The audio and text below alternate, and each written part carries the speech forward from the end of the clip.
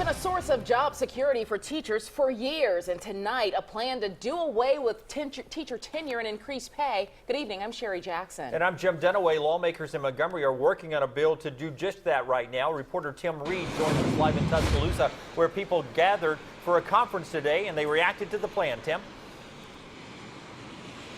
Good evening, Jim. When it comes to teacher pay raises and tenure, many have different opinions. Now, today I spoke with several educators who were talking about this proposed legislation.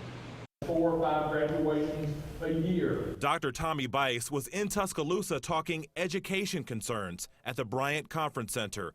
The state education superintendent and hundreds of teachers are keeping a close eye on the proposed teacher tenure legislation. There's so much more to a child than an assessment score, and to attach an assessment score to anything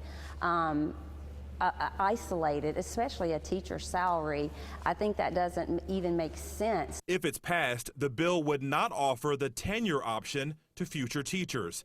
Educators already in the system could stay in. New teachers would work under contracts with new evaluation standards. Those would be based on student scores and standardized testing. We have the tenure law just gives you the right to the due process, but the tenure that teachers used to have, that nobody can get rid of me, I disagree with that in every way. I think it should be based upon performance. Part of the legislation could also mean a pay raise for teachers. The State Board of Education has been very vocal and very clear that they would like to see and have made a recommendation to the governor and to the legislature of giving a 5% raise to our education employees. We would love to have compensation for the hard work. It's not a 7 to 3:30 or 7:30 to 3:30 job. It's a lot. There's a lot that goes into it, so definitely the compensation would be great.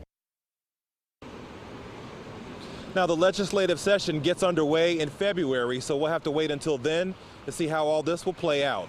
Live in Tuscaloosa, Tim Reed, WIAT 42 News, coverage you can count on.